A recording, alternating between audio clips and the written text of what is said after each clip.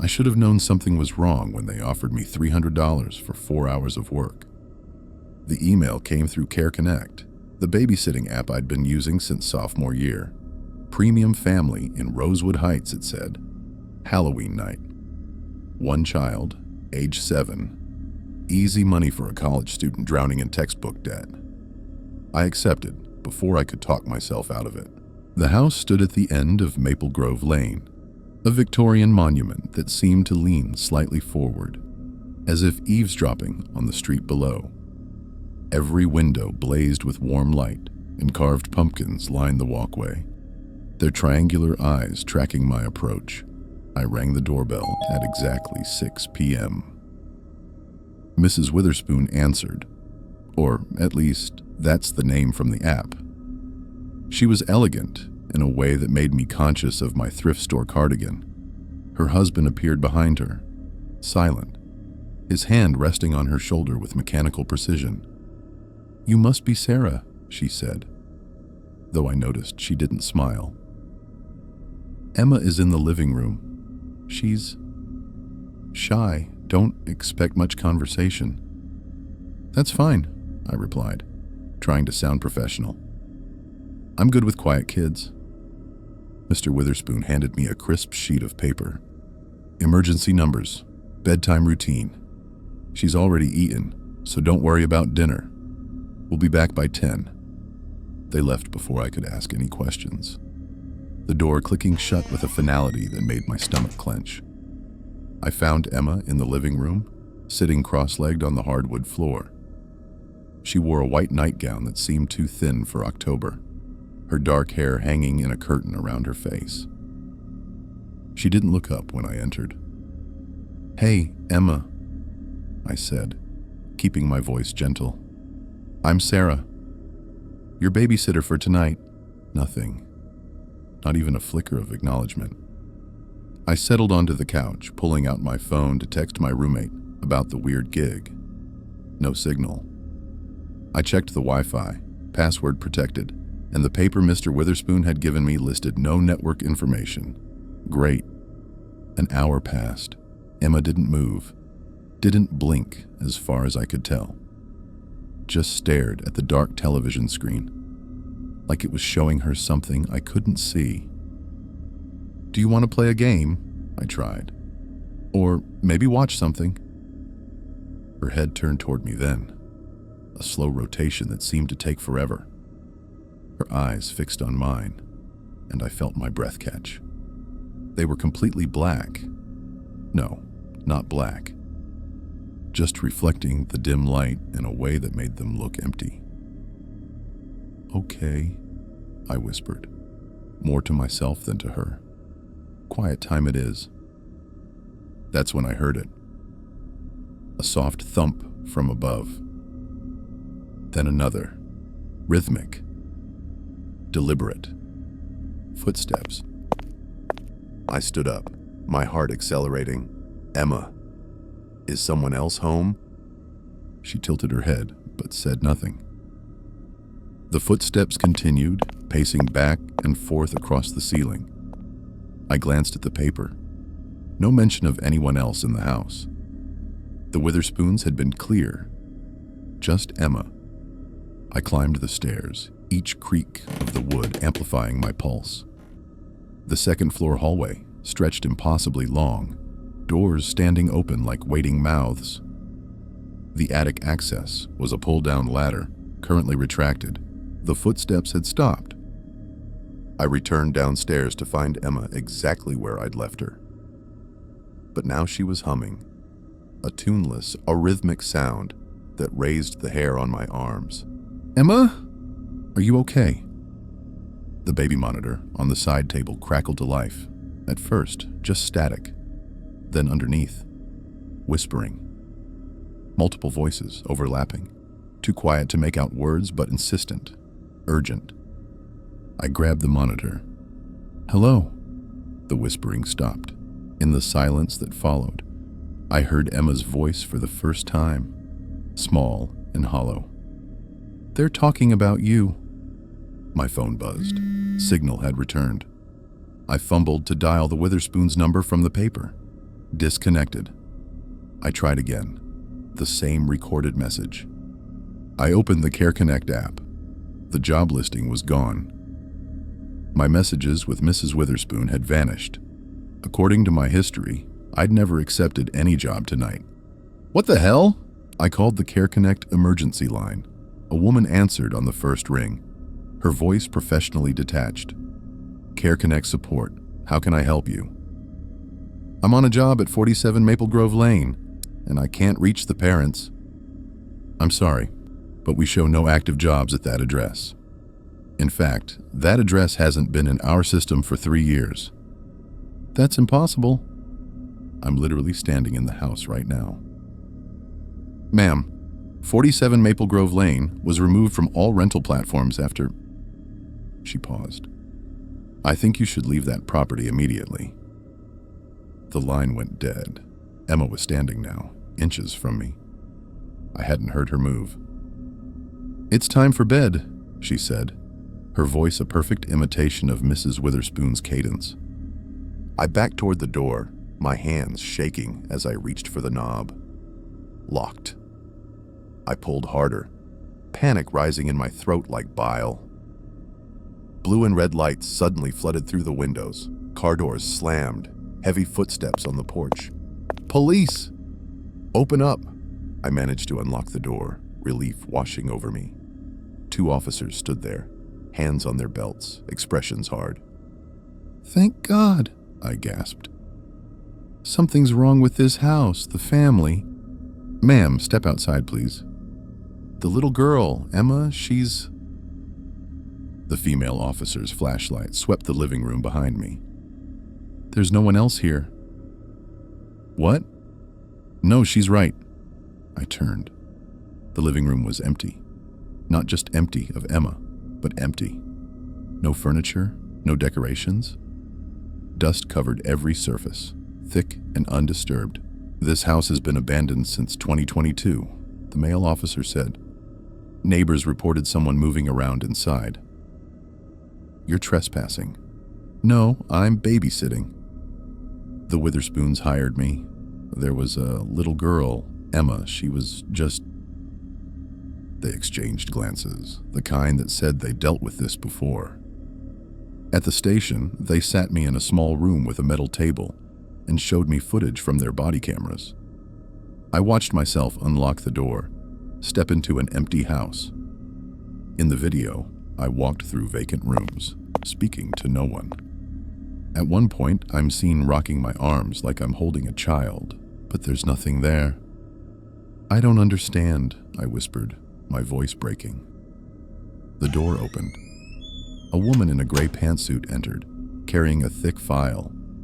She had kind eyes, but they held something else too, pity. Sarah, she said, sitting across from me. I'm Dr. Patricia Wells, forensic psychologist. I need you to listen very carefully. She opened the file, spreading photographs across the table. This is the 3rd Halloween in a row you've relived this night. The photos showed me. Last year, different clothes, but the same house. The year before, too. In each one, I'm photographed in that empty Victorian, cradling air, speaking to shadows. Every year, Dr. Wells continued, your hallucinations evolve. The first year, you thought you were meeting friends for a party. Last year, you believed you were house-sitting. This year, it's babysitting. The details change, but the pattern remains. That's not possible. I remember my life. I remember you experienced a severe psychotic break 3 years ago, Sarah. On Halloween night, you lost someone very close to you, a child you were actually babysitting. Emma Witherspoon was her name. She died in your care. Carbon monoxide leak. The guilt fragmented your mind. The room tilted. No. Each Halloween, your subconscious recreates that night, trying to get it right, and trying to save her. But you can't change what happened. She pushed a newspaper clipping across the table. I saw my own face, younger, above a headline. local babysitter found with deceased child.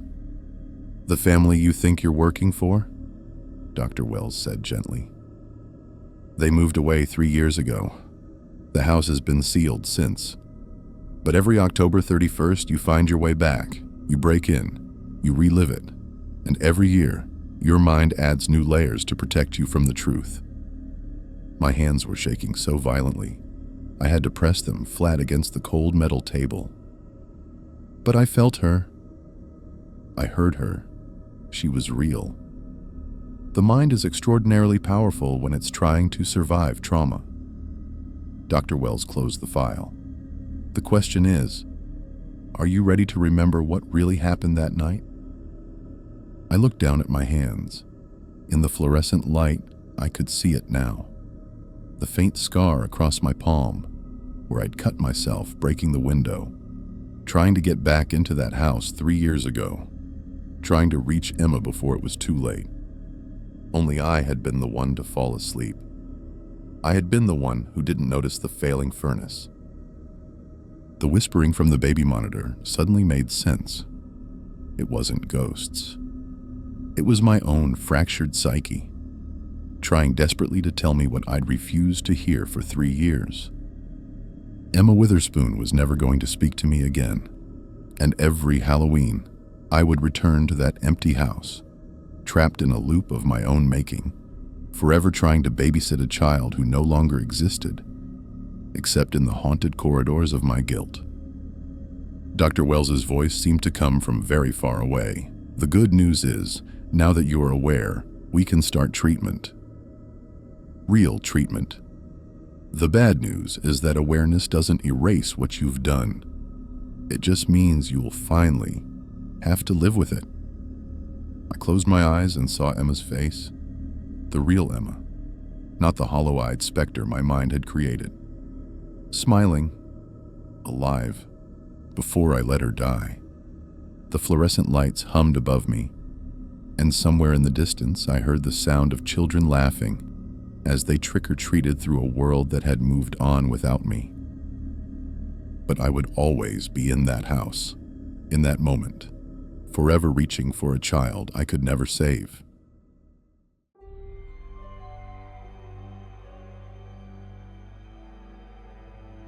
I should have walked home. The Halloween party had spilled into the early hours, and my angel wings were bent, my halo crooked and glitter-crusted. My phone glowed at 2:47 a.m. as I stood outside the frat house, watching costumed strangers stumble past. The Uber app showed a gray Civic pulling up in 3 minutes. Driver, Howard, 4.9 stars. When the car arrived, I checked the license plate twice. Force of habit. My mother's voice echoed in my head. Always check the plate, sweetie. Jessica? The driver's voice was warm, grandfatherly almost. I nodded and slid into the back seat, my wings crunching against the door. Rough night? Howard asked, adjusting his rearview mirror. He looked to be in his 50s, wire-rimmed glasses, a cardigan that seemed too wholesome for this hour, too normal. Just tired, I mumbled, buckling my seatbelt. I have bottled water if you need it. Back pocket of my seat. He gestured with a kind smile. The car smelled like pine air freshener and something else. Something metallic and faint that I couldn't quite place. I declined the water. Something about accepting anything from strangers, even polite ones, made my skin prickle.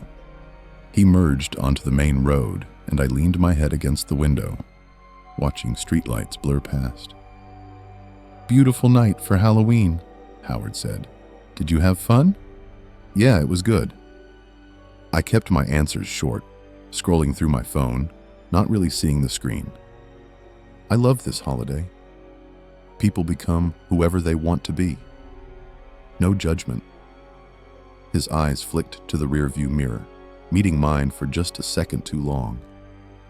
I looked away first. The conversation died, replaced by soft jazz, playing from his speakers. I typed a text to my roommate, OMW home. Uber Uber. I didn't hit send. My thumb hovered over the button, then I closed the app. The battery icon glowed red. 12%. That's when I noticed we weren't on the usual route. My apartment was 20 minutes from campus, a straight shot down Henderson Street. But we'd turned onto a darker road, lined with industrial buildings and empty lots. The streetlights were farther apart here. Excuse me? My voice came out smaller than I intended. I think you missed the turn. GPS is rerouting. Accident on Henderson Howard's voice remained pleasant, unchanged. This way is faster, I promise.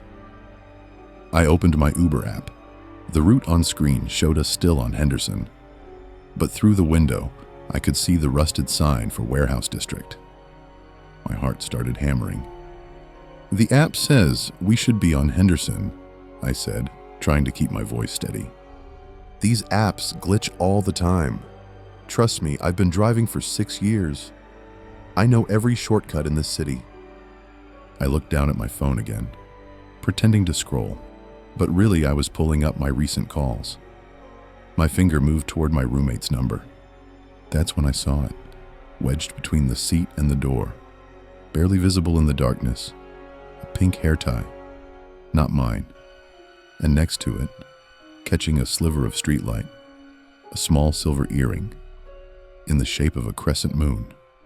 I'd seen that earring before, on the news, on the missing posters plastered around campus. Melissa Bray. Last seen, October 10th. Pink hair tie. Moon earrings. My blood turned to ice. I forced myself to breathe normally, to not let my face show the terror clawing up my throat. I shifted slightly, angling my body to see more of the floor. My eyes adjusted to the darkness, and there, under the driver's seat, a dark stain on the gray carpet. Brown, not black. Old blood oxidizes brown. You okay back there? Howard's voice cut through the jazz, still friendly, still concerned. Yeah, just... I fumbled with my phone, my hands shaking. Just checking messages. I pressed my roommate's number, but nothing happened. No ringing. I looked at the top of my screen. No signal. No signal. We're going through a dead zone, Howard explained, as if reading my mind. Happens in this area. Lots of metal buildings, interferes with the towers. I tried the door handle, just testing, just casual, but it didn't move. The lock didn't even click. Child safety locks, Howard said, his tone still pleasant, but somehow different now. Sharper. I have them on for my grandkids. They ride with me sometimes. Must have forgotten to turn them off. My mistake. His eyes in the rearview mirror weren't warm anymore. They were watching me with the intensity of a predator that knows the trap has just snapped shut. I pressed myself against the far door, my mind racing. The windows. I could break a window. But with what? My phone? My wings? I scanned the car desperately, and that's when I saw it, mounted in the corner of the windshield. A small camera with a blinking red light, a dash cam. I see you noticed my camera, Howard said, insurance purposes. You'd be amazed what people try to claim happened during rides. Something about his tone made me reach forward, my fingers trembling, and press the small screen on the camera's base. It flickered to life, showing a menu. Recent recordings. My blood turned to slush. Thumbnail after thumbnail. Girls. All alone. All in the backseat. All with the same timestamp pattern. Rides that lasted hours, not minutes. Silent passengers with faces that went from bored to confused to terrified. The most recent was dated 3 days ago. I wouldn't touch that if I were you. Howard's voice had dropped the friendly pretense entirely. I fumbled for my phone again, screaming internally when I saw it. 4% battery, still no signal. But I opened the camera and started recording, pointing it at the dash cam screen, at the back of Howard's head, at everything. "Please," I whispered. "Please, just let me out." "We're almost there," he said softly.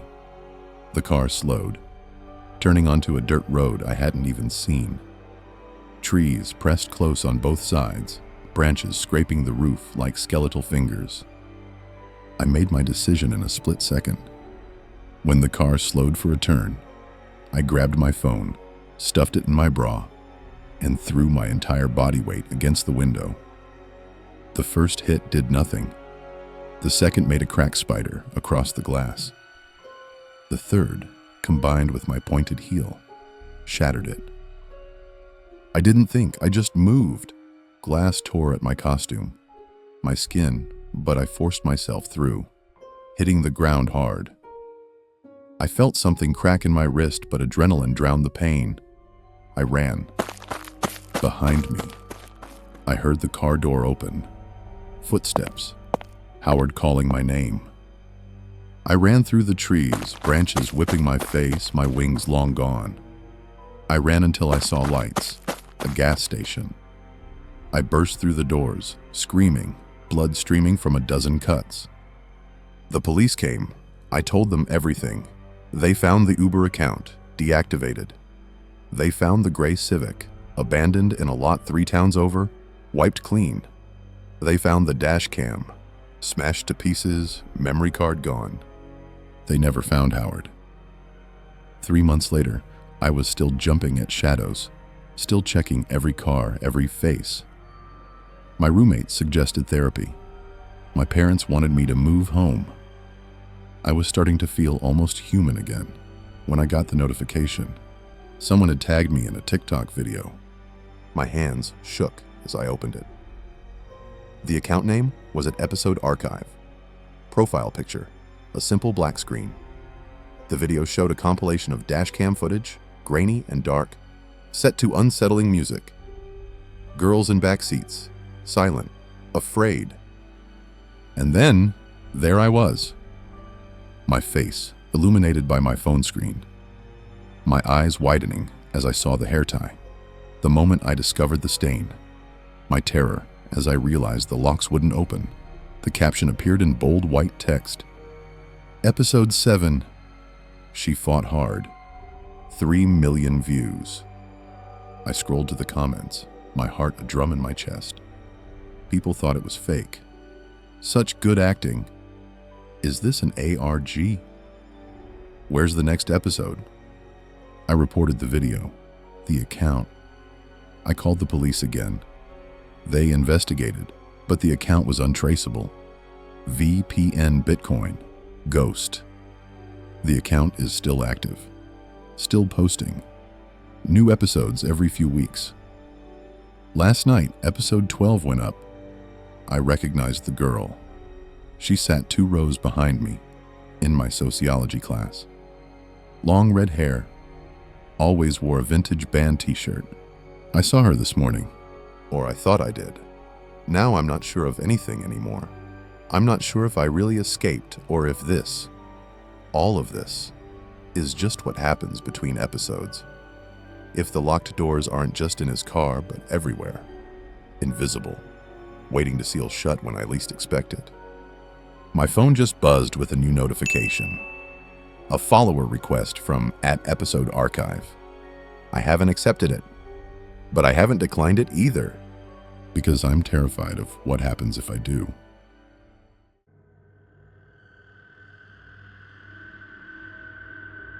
I should have known better than to trust a Craigslist ad at 9 p.m. on Halloween night.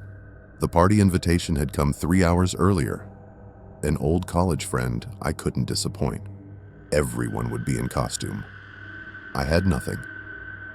Scrolling desperately through my phone, I found it. Realistic detective costume. Worn once, fits 5 feet 10 inches to 6 feet, $40. The photo showed a vintage brown trench coat, a fedora, and an incredibly detailed prosthetic mask that looked like aged skin, complete with stubble, and weathered lines. The seller's address led me to a basement apartment in a neighborhood I didn't recognize. A woman answered, mid-40s, with tired eyes that wouldn't quite meet mine. She handed me a garment bag without a word, took my cash, and closed the door before I could ask any questions.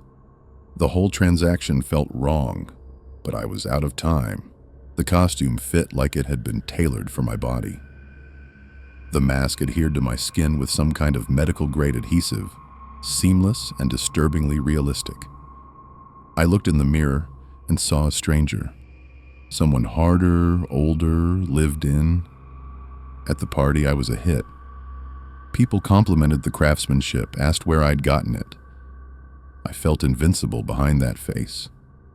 But on my walk home, things started feeling off.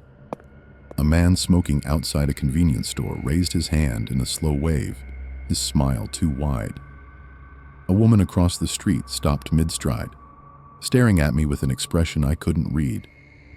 Recognition mixed with something darker. A teenager on a skateboard circled back, filming me with his phone, laughing to himself. I pulled the collar of the trench coat tighter and walked faster. My apartment door was ajar when I arrived. Just an inch, but I distinctly remembered locking it. My heart hammered as I pushed it open with my foot, fumbling for the light switch. Everything looked normal, untouched. I chalked it up to paranoia and deadbolted myself inside. I tried removing the mask, but the adhesive had set firm. I'd need special solution to get it off, something I'd have to buy in the morning. Exhausted, I peeled off the coat and collapsed onto my couch, still wearing the mask and the outfit's vintage shirt and slacks. That's when my TV turned on by itself. The screen flickered to life, but instead of a channel, I saw surveillance footage, black and white, multiple angles, my living room, my bedroom, my bathroom, and in every frame, there I was. Or rather, the person wearing this costume. Me. My blood went cold. The footage switched to a new angle. My kitchen, from a camera I couldn't locate. The timestamp read 11:47 p.m., 2 minutes ago. I watched myself on screen walk past my refrigerator. I spun around. Empty kitchen. But on the TV, I saw my own back as I turned. A chat window appeared beside the footage, scrolling rapidly. Viewer 1847. He's realizing it. Nightcrawler. About time. This one's slow. Reaper 99. Last guy figured it out faster. Boring asterisk. Viewer 1847. Vote ends in 3 hours. Make it count asterisk. I grabbed the remote and jabbed the power button.